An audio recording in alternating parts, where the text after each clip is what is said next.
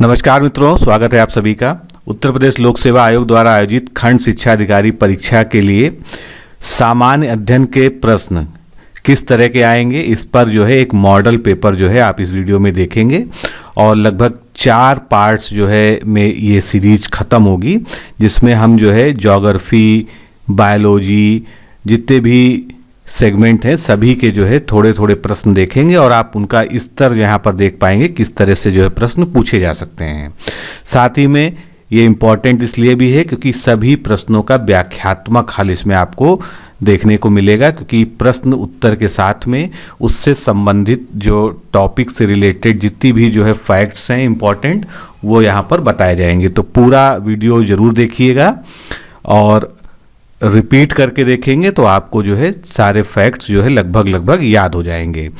तो video start करने से पहले मैं आपको बता दूं कि इस परीक्षा के लिए विशेष कर हमने एक टेस्ट सीरीज डिजाइन की है, जिसके बारे में आपको चैनल पर जानकारी दी जा चुकी है। इसमें कुल 11 फुल सिलेबस पर बेस्ड टेस्ट है और 4 करंट अफेयर्स के टेस्ट हैं, जिसका डेमो टेस्ट जारी कर दिया गया है। डेमो टेस्ट की पीडीएफ अगर आपने अभी तक डाउनलोड नहीं की है तो आप इस नंबर पर बात करके जानकारी प्राप्त कर सकते हैं, या केवल व्हाट्सएप कर देंगे तो आपको वहां से लिंक और सारा प्रोसेस भेज दिया जाएगा।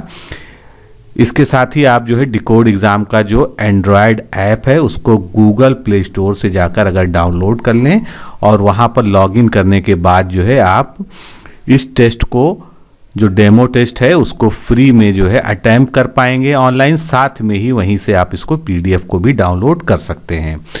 तो जिस तरह के प्रश्न आप आगे देखने जा रहे हैं उसी तरह के प्रश्न आपको हर टेस्ट में आपको प्रोवाइड किए जाएंगे। इसको टेस्ट से ज़्यादा क्रैश कोर्स कहना ज़्यादा उचित है, क्योंकि हम 15 टेस्ट के माध्यम से आपका जितना भी सिलेबस है उसके सारे जो इम्पोर्टेंट एस्पेक्ट हैं उसको कंटेंट से कवर कर देंगे और प्रॉपर नोट्स आपको हर प्रश्न में मिलेंगे। तो चलिए स्टार्ट करते हैं, देखते हैं पहला क्वेश्चन। पहला क्वेश्चन आपके सामने है, निम्नलिखित में से किसे पर्वतों का सागर कहा जाता है? तो बहुत सारे भौगोलिक उपनाम होते हैं, तो पर्वतों का सागर ब्रिटिश कोलंबिया को कहा जाता है। प्रशांत महासागर के पूर्वी तट पर स्थित ब्रिटिश कोलंबिया को पर्वतों का सागर कहा जाता है। ये कनाडा का एक प्रांत है जिसकी राजधानी विक्टोरिया है। अब बहुत सारे विश्व के भौगोलिक स्थल हैं जिनके कुछ ना कुछ विशिष्ट स्थान हैं, उनकी कुछ ना कुछ विशिष्ट भौगोलिक विशेषता के कारण। तो हर्मिट किंगडम, क्योंकि यहाँ पर हर्मिट क्रैब ज़्यादा होते हैं कोरिया में।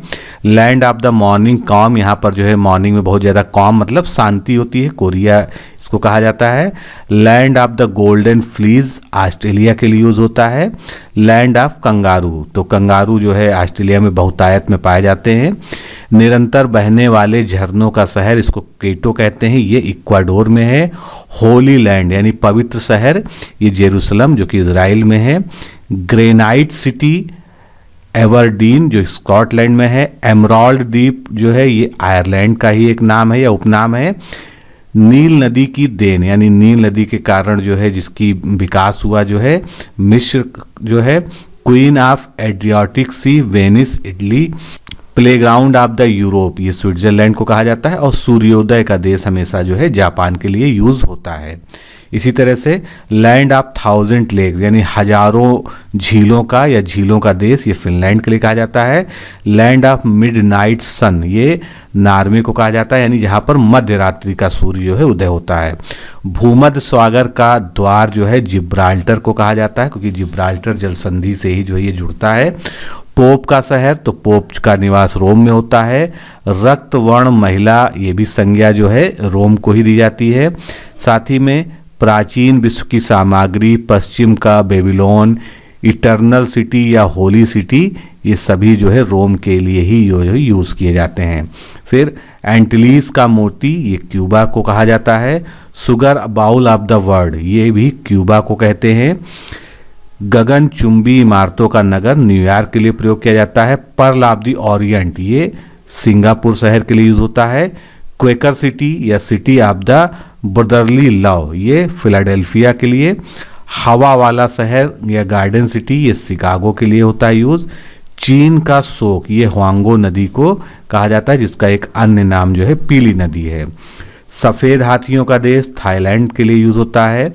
लैंड ऑफ द 1000 एलिफेंट्स, ये लाओस के लिए, क्योंकि वहाँ पर हाथी जो है बहुतायत में पाए जाते हैं।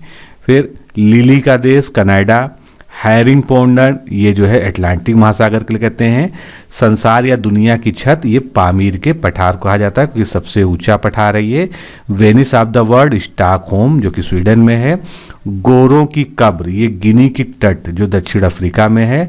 लैंड ऑफ केक्स, स्कॉटलैंड के लिए यूज होता है। कॉकपिट ऑफ यूरोप, बेल्जियम को कहते हैं। सिटी ऑफ गोल्डन गेट, ये सैन फ्रांसिस्को, जो कि यूएसए का एक शहर है। स्वप्निल मीनारों का शहर ऑक्सफोर्ड, जो इंग्लैंड में है। दक्षिण का ब्रिटेन, न्यूजीलैंड को जो है उपमा दी जाती है। अंध महाद्वीप, ये अफ्रीका का जो है एक अन्य प्रचलित नाम है। स्वर्णिम पैगोडा का देश, ये म्यांमार को कहा जाता है, पूछा भी जा चुका है एग्जाम में। संसार का निर्जनतम द्वीप, ये त्रिस्तान डी कुन्हा। पूर्व का मैनचेस्टर, ओसाका, जो कि एक बहुत प्रसिद्ध औद्योगिक नगर है, इसीलिए इसको पूर्व का मैनचेस्टर कहते हैं।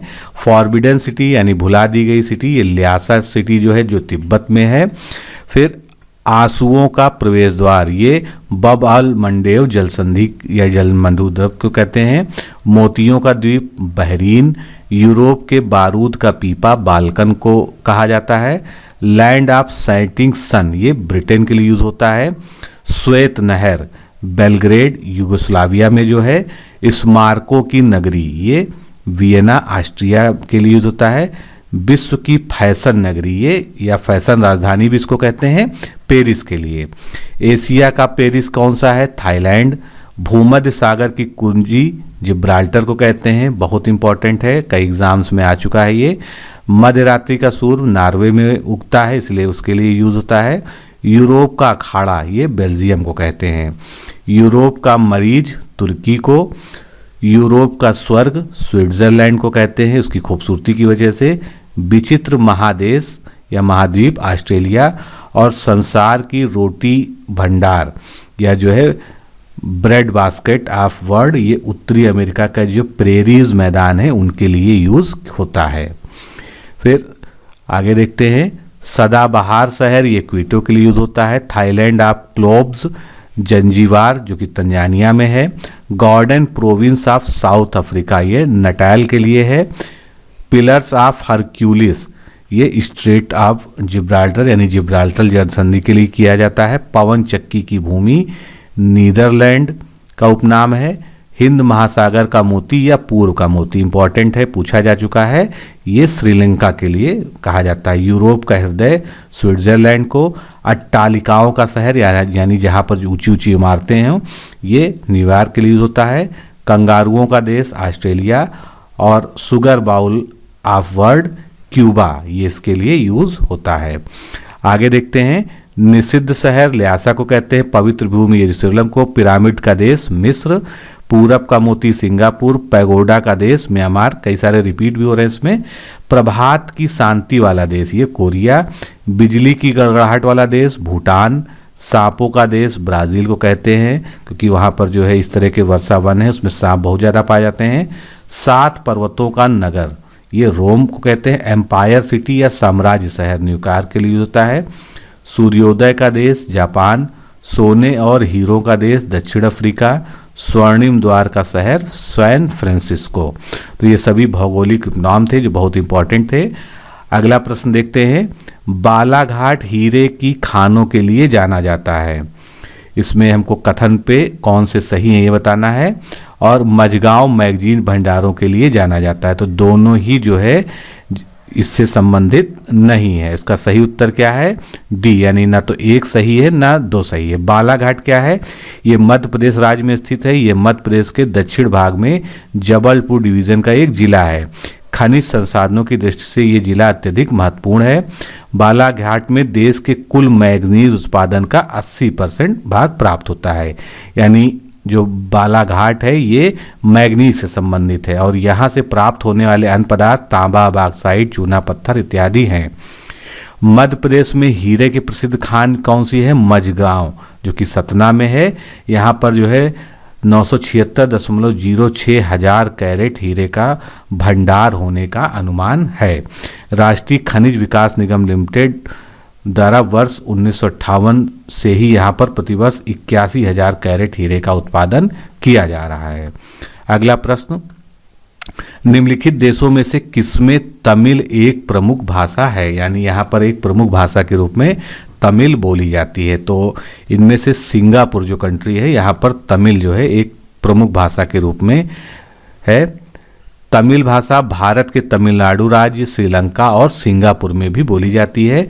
तमिलनाडु एवं पुदुचेरी में ये क्या है, राजभाषा है, जबकि श्रीलंका और सिंगापुर की ये जो है ऑफिशियल लैंग्वेज है या आधिकारिक भाषा है।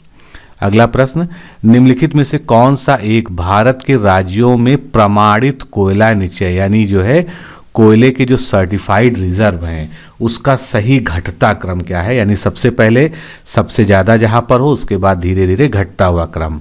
तो इसका सही उत्तर क्या है? बी ऑप्शन, सबसे ज़्यादा झारखंड में, उसके बाद उड़ीसा, उसके बाद छत्तीसगढ़, छत्तीसगढ़ के बाद पश्चिम बंगाल। भारत में कोयला ऊर्जा का प्रमुख स्रोत है। यहाँ देश में वाणिज्यिक ऊर्जा का लगभग 67% जो है पूर्ति करता है। कोयला मंत्रालय के अनुसार देश के प्रमाणित कोयला निश्चयों का भंडार लगभग 319.02 बिलियन टन है। और जो प्रमुख राज्य हैं उनमें क्या स्थिति है आपके सामने लिखी है। सबसे ज़्यादा झारखंड में, उसके बाद उड़ीसा, छत्तीसगढ़, पश्चिम बंगाल, फिर मध्य प्रदेश। अगला प्रश्न देखते हैं, ज्वालामुखी पर्वतमाला सामान्यतः कहाँ पर पाए जाते हैं? तो आपने भी सुना होगा कि प्रशांत महासागर के चारों तरफ जो है एक परिप्रशांत पेटी है जो ज्वालामुखी पर्वतमाला के लिए प्रसिद्ध है, इसलिए इसका सही उत्तर क्या होगा? प्रशांत महासागर।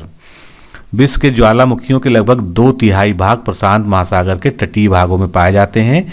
ज्वालामुखी की इस तटीय श्रृंखला को प्रशांत महासागर का ज्वालावृत्ति या अग्निवलय या रिंग ऑफ फायर कहते हैं। पूछा जा चुका है रिंग ऑफ फायर कहाँ पर स्थित है। ये पेटी जो है अंटार्कटिका के एरेबस पर्वत से प्रारंभ होकर दक्षिणी अमेरिका के पश्चिम तट के सहारे मुख्यतः एंडीज पर्वतमाला का अनुसरण करती हुई उत्तर अमेरिका के रॉकीज पर्वत के ज्वालामुखियों को सम्मिलित करके पश्चिम तटीय भागों के सहारे अलास्का तक विस्तृत है। रिंग ऑफ फायर प्रशांत महासागर के चारों ओर विस्तृत ज्वालामुखी व भूकंपीय श्रृंखला है, इसी के कारण इसको रिंग ऑफ फायर कहते हैं। इस क्षेत्र में विश्व का लगभग 90% भूकंप आता है, क्योंकि सबसे ज़्यादा भूकंप यहाँ पर आता है। यहाँ पर लगभग 450 ज्वालामुखी हैं, जो विश्व के कुल 75% सक्रिय ज्वालामुखी यहीं पर पाए जाते हैं। कौन कौन से प्रमुख है इसमें? क्राकाटोवा जो इंडोनेशिया में है, माउंट फ्यूजी जो जापान में है, सेंट हेलेना जो यूएसए में, ये सभी जो है अति सक्रिय ज्वालामुखियों में इनकी गिनती की जाती है। अब ज्वालामुखी की हम बात कर रहे हैं तो ज्वालामुखियों का कई तरह से वर्गीकरण किया जाता है, लेकिन उनकी सक्रियता और निष्क्रियता के आधार पर जो है ज्वालामुखी प्रमुख रूप से 3 प्रकार के होते हैं। पहला क्या होता है? जागृत, जिसको एक्टिव वोल्केनोज कहते हैं। दूसरा सुषुप्त या निद्रित ज्वालामुखी, जिसको डॉर्मेंट कहते हैं। तीसरा जो है मृत या शांत, जिसको एक्सटिंक्ट और डेड वोल्केनोज कहते हैं। तो सक्रिय कौन से होते हैं? जिनमें लगातार समय समय पर विस्फोट होता है, लावा, गैस, वाष्प इत्यादि निकलते रहते हैं। तो लगभग जो है विश्व में 500 ज्वालामुखी इस तरह के हैं। इनके प्रमुख उदाहरण जो है पूछे जाते हैं या कभी कभी नाम दे दिया जाता है, ये पूछा जाता है कि किस प्रकार का ज्वालामुखी है। तो इक्वाडोर का कोटोपैक्सी, लेपारी द्वीप का स्ट्राम्बोली, अंटार्कटिका का माउंट इरेबस, हवाई द्वीप का मोना लोआ, अर्जेंटीना चिली का ओजस डेल सिलेडो, सिसिली द्वीप का माउंट एडना और अंडमान निकोबार का बैरन, ये सभी जो है क्या है?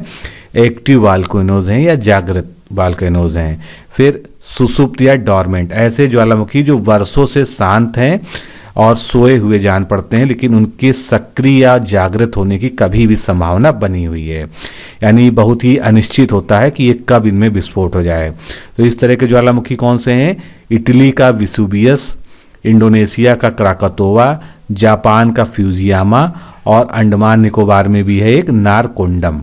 फिर मृत या शांत ज्वालामुखी, जब किसी ज्वालामुखी का विस्फोट एक बार होने के बाद हमेशा के लिए शांत हो जाता है तो उसे शांत या मृत कहते हैं, जिसमें मतलब सैकड़ों साल से जो है कोई विस्फोट नहीं हुआ है। तो इसके उदाहरण ईरान का जो है कोहलतान एवं देवबंद, म्यांमार का पोपा, तंजानिया का किलिमंजारो और इक्वाडोर में जो है चिम्बराजो नाम का ज्वालामुखी है जो मृत या शांत ज्वालामुखी है। अगला प्रश्न हम देखते हैं, नीचे दिए गए तथ्यों पर विचार करें। अब ये आपके सामने 5 नदियां हैं, इनमें कौन सी नदियां जो है कृष्णा नदी की सहायक नदियां हैं, हमको ये बताना है। तो येरला, पंचगंगा, दूधगंगा, घाट प्रभा, तुंगभद्रा, यानी ये सभी जो है कृष्णा नदी की सहायक नदियां हैं। अब कृष्णा नदी के बारे में जानते हैं, इंपॉर्टेंट है क्योंकि प्रायद्वीपीय नदियों से क्वेश्चन आते रहते हैं। उपरोक्त सभी कृष्णा नदी की सहायक नदियां हैं। कृष्णा नदी प्रायद्वीपीय भारत की दूसरी सबसे लंबी नदी है। ये पश्चिमी घाट यानी महाराष्ट्र में स्थित महाबलेश्वरम के निकट दक्षिण पूर्व दिशा में 1400 किलोमीटर की लंबाई में प्रवाहित होती हुई बंगाल की खाड़ी में गिर जाती है। इसके अपवाह क्षेत्र का 27% जो है महाराष्ट्र में, 44% कर्नाटका में, 29% जो है आंध्र प्रदेश में पड़ता है। यानी अगर पूछा जाए कभी कि कृष्णा नदी किन किन राज्यों से गुजरती है तो महाराष्ट्र, कर्नाटक, आंध्र प्रदेश, ये आपको बताना है। फिर कोयना, येरला, वर्णा, पंचगंगा, दूधगंगा, चंद्रप्रभा, मालप्रभा, भीमा, तुंगभद्रा, ये सभी नदियां जो है इसकी सहायक नदियां हैं, क्योंकि जब काफ़ी लंबाई में कोई नदी होती है तो उसमें सहायक नदियां कई सारी होती हैं। अब इन सहायक नदियों की भी सहायक नदियां होती हैं। तो तुंगभद्रा की सहायक नदी क्या है? हंगरी, और हंगरी को वेदावती नाम से भी जाना जाता है। जल विद्युत परियोजनाओं की दृष्टि से इस नदी का बहुत महत्व है। श्री सैलम बांध का निर्माण कृष्णा नदी पर 1960 में प्रारंभ हुआ था, जो 1961 में बना, और ये भारत की तीसरी सबसे बड़ी जल विद्युत परियोजना है। इसकी लंबाई 512 मीटर तथा ऊंचाई जो है 145.10 मीटर है, और ये आंध्र प्रदेश के कुर्नूल जिले में स्थित है। अब हम अगला प्रश्न देखते हैं, उष्णकटिबंधीय सवाना घास स्थल कैंपोज और लानोज प्रायः पूछे जाते हैं इस तरह के प्रश्न। ये आमतौर पर कहाँ पाए जाते हैं? तो कैंपोज और लानोस कहाँ पाए जाते हैं? ये दोनों जो है दक्षिण अमेरिका में पाए जाते हैं। अब इसके बारे में हम पूरा डिटेल देखेंगे कि कौन से घास के मैदान कहाँ पर पाए जाते हैं। उष्णकटिबंधीय यानी ट्रॉपिकल घास के मैदान या सवाना तुल्य मैदान का विस्तार 5 डिग्री से 20 डिग्री अक्षांशों के मध्य दोनों गोलार्धों में है। ये घास के मैदान मुख्यतः मरुस्थलीय क्षेत्र और उष्णकटिबंधीय क्षेत्र में पाए जाते हैं। इस प्रदेश की जलवायु सहारा तुल्य तथा भूमध्य सागरीय जलवायु के मध्य होती है, यानी कि बीच का मिला जुला असर होता है उसमें, और वार्षिक तापमान लगभग 18 डिग्री सेंटीग्रेड होता है। ये क्षेत्र 10 से 20 इंच वृष्टि यानी वर्षा प्राप्त करते हैं। ये घास के क्षेत्र अलग अलग क्षेत्रों में विभिन्न नामों से जाने जाते हैं। अब सबसे जरूरी यही है क्योंकि इसी तरह से आपके एग्जाम में जो है मिलान में ये क्वेश्चन पूछ लिया जाता है। तो कैंपोज और लानोज दक्षिण अमेरिका में हो गया, डॉन नाम से ऑस्ट्रेलिया में, वेल्ड अफ्रीका, स्टेपी यूरेशिया और प्रेरी उत्तरी अमेरिका, ये यहाँ पर जो है इसके स्थानीय नाम हुए हैं। अब विश्व के जो प्रमुख जो है घास के मैदान हैं उनका हम डिवीज़न देखते हैं और उनके उदाहरण देखते हैं। तो सबसे पहले शीतोष्ण कटिबंधीय घास के मैदान जिसको हम टेम्परेट ग्रासलैंड कहते हैं, ये ठंडे प्रदेशों में विस्तृत है। इनके प्रमुख उदाहरण कौन से हैं? Prairie, downs, weld, pampas, steppe जो यूरेशिया में होते हैं। तो ये सभी क्या है? टेम्परेट ग्रासलैंड के उदाहरण हो गए। अब उष्णकटिबंधीय घास मैदान या ट्रॉपिकल ग्रासलैंड कौन से होंगे? ये जितने भी गर्म प्रदेश हैं इनमें विस्तृत होते हैं। इसमें प्रमुख सवाना, लानोज, दक्षिण में एशिया में पाए जाने वाले स्टेपी, क्योंकि आप यहाँ पर देखेंगे स्टेपी जो है यूरेशिया में भी पाया जाता है जो टेम्परेट होता है, और स्टेपी ही जो है दक्षिण एशिया में पाया जाता है, लेकिन ये ट्रॉपिकल ग्रासलैंड होता है। तो नाम से जो है यहाँ पर कन्फ्यूजन हो सकती है। विश्व के घास के मैदान एक एक करके देखते हैं। सवाना की बात करते हैं। हमने देखा सवाना कैसा है? उष्णकटिबंधीय है। तो यहाँ पहली सेंटेंस यही है कि ये उष्णकटिबंधीय घास के मैदान है जो अफ्रीकी महाद्वीप में संपूर्ण सहारा महास्थल, उत्तरी अफ्रीका, पूर्वी अफ्रीका तथा पश्चिम अफ्रीका में विस्तृत है। प्रेरी की बात करते हैं। ये कैसा है? ये टेम्परेट है, शीतोष्ण है, जो संपूर्ण उत्तरी अमेरिका महाद्वीप जिसमें कनाडा, यूएसए और मैक्सिको है इसमें विस्तृत है। पंपास की बात करते हैं तो ये जो है शीतोष्ण कटिबंधीय है यानी टेम्परेट है, और दक्षिण अमेरिकी महाद्वीप में, जिसमें लैटिन अमेरिका भी शामिल है, और मध्य दक्षिण अमेरिकी महाद्वीप से अर्जेंटीना तक ये जो है विकसित हैं। वेल्ड की बात करते हैं, ये कैसे हैं, शीतोष्ण यानी टेम्परेट हैं घास के मैदान, दो दक्षिण अफ्रीका में पाए जाते हैं। डाउन्स ये जो है ऑस्ट्रेलिया महाद्वीप पर विस्तृत है और ये जो है शीतोष्ण कटिबंधीय घास के तहत आते हैं। स्टेपी ये संपूर्ण यूरेशिया महाद्वीप पर विस्तृत है, यूरेशिया यानी यूरोप प्लस एशिया। ये उत्तरी एशिया में शीतोष्ण कटिबंधीय घास मैदान की श्रेणी में आते हैं और दक्षिणी में उष्ण कटिबंधीय। ये सबसे जरूरी है जो आपको याद रखना है, क्योंकि सुमेलन में जो है यहाँ पर गलती हो सकती है। कैनबरी ये न्यूजीलैंड के मैदानों में पाई जाने वाली शीतोष्ण घास के मैदान है। इन घास के मैदानों में घनी व गहरी घास होती है। अब लानोस की बात करते हैं, तो ये उष्ण कटिबंधीय घास के मैदान दक्षिणी अमेरिकी महाद्वीप के उत्तरी भागों में पाए जाते हैं। आगे चलते हैं, मत्स्यन यानी फिशरीज या फिशिंग से संबंधित जो है निम्न कथनों पर हमको विचार करना है। तो मत्स्यन में सोनार का उपयोग जल के नीचे मछलियों के स्रोतों को पता लगाने के लिए किया जाता है। ये कथन सही है या गलत, इसके बारे में हमको बताना है। तो ये कथन बिल्कुल सही है। 90% जो मछली समुद्र से और 10% मछली आंतरिक क्षेत्रों में पकड़ी जाती है। ये भी कथन बिल्कुल सही है। मत्स्य ग्रहण क्षेत्र के प्रमुख क्षेत्र जो है 40 डिग्री से 60 डिग्री अक्षांश के मध्य पाए जाते हैं। ये भी कथन बिल्कुल सही है, यानी तीनों ही कथन जो है सही हैं। तो मत्स्य क्या है, मछली एक प्रोटीन समृद्ध खाद्य होता है जिसमें जो तेल भी ज़्यादा मात्रा में पाया जाता है और प्रोटीन तो होता ही है। और अनुकूलन की क्षमता के कारण ये विषुवतीय प्रदेश से लेकर ध्रुवों तक और नदी एवं हिमानी तक जल में सभी तरह के जल में पाई जाती है। सोनार जो तकनीक होती है जिसमें जो है प्रतिध्वनि गंभीरता यंत्र होता है, ये इसका उपयोग जल के नीचे मछलियों के स्रोतों का पता लगाने में किया जा सकता है कि कहाँ पर मछलियाँ जो है ज़्यादा मात्रा में मौजूद है। ड्रिफ्टर की सहायता से सागर के अपेक्षाकृत गहरे और ट्रैवलर की सहायता से गंभीर सागरीय भाग से मछलियों का दोहन किया जाता है।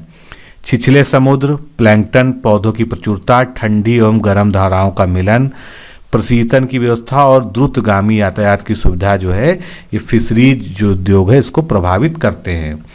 90% मछली समुद्र से, 10% मछली आंतरिक यानी जैसे झील है, नदियां हैं, तालाब हैं, इनसे पकड़े जाते हैं।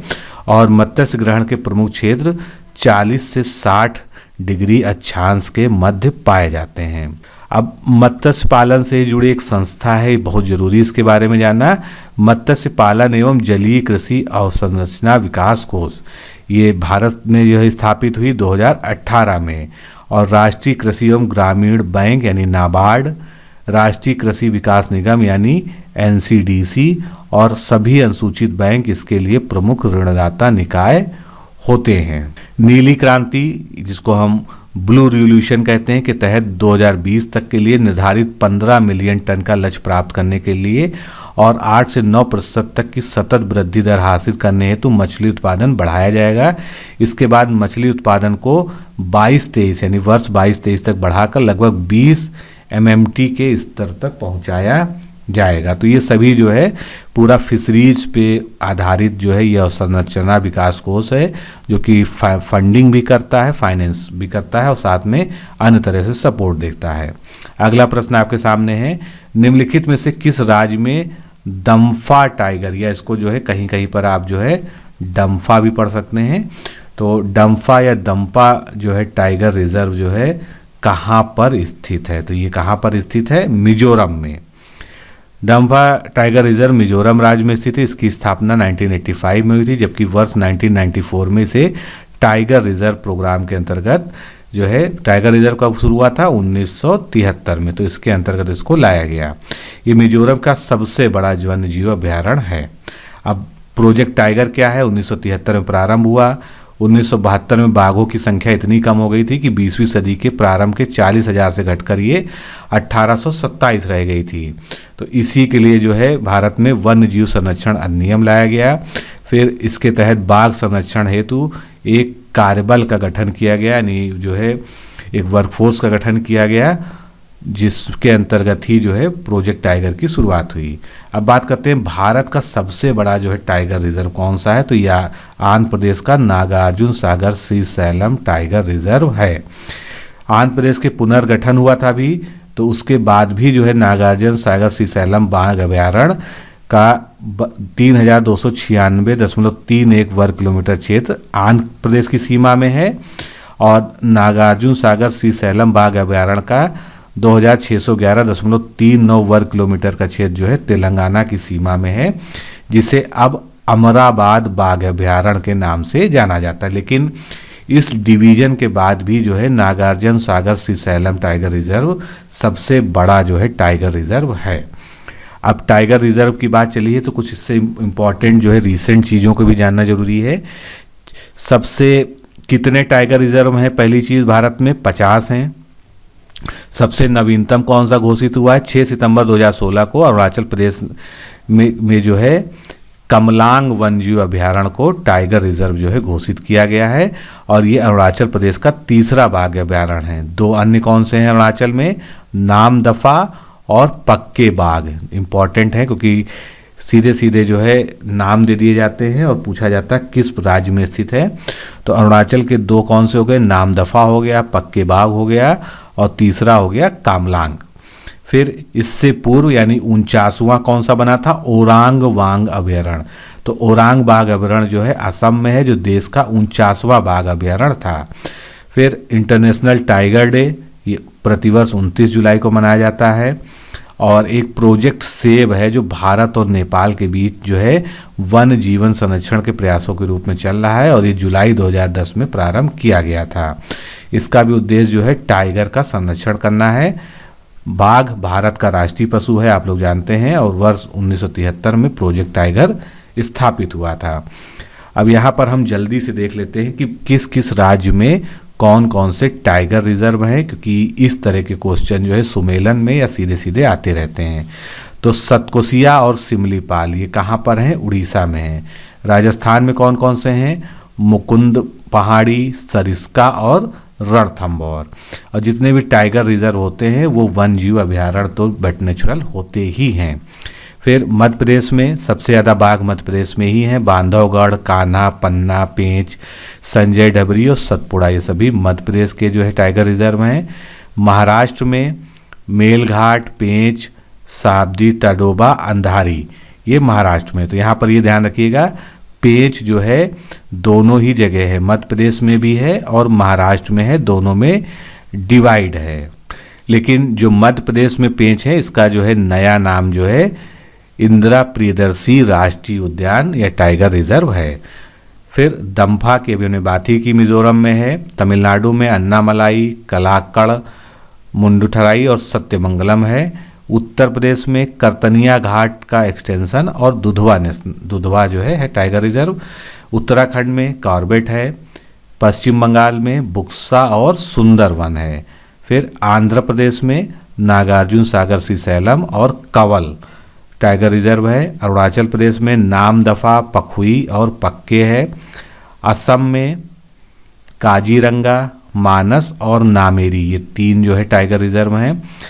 बिहार में वाल्मीकि नगर टाइगर रिजर्व है। छत्तीसगढ़ में कई बार पूछा जा चुका है, अचानकमार, इंद्रावती, उदंती और सीता नदी। झारखंड में पलामू है, ये भी पूछा जा चुका है एग्जाम में। कर्नाटक में बांदीपुर, भद्रा, दंदेलियंसी, Nagarhole, BR hills tiger reserve, ये सब कर्नाटक में है। और केरल में जो है पराम्बिकुलम और पेरियार, ये 2 टाइगर रिजर्व प्रमुख रूप से स्थापित हैं। तो दोस्तों आज के सेगमेंट में हमने इतने क्वेश्चंस को सॉल्व किया, सारी व्याख्या देखी। इसी तरह से ये सीरीज जारी रहेगी। तो आज के लिए इतना ही। नमस्कार, धन्यवाद।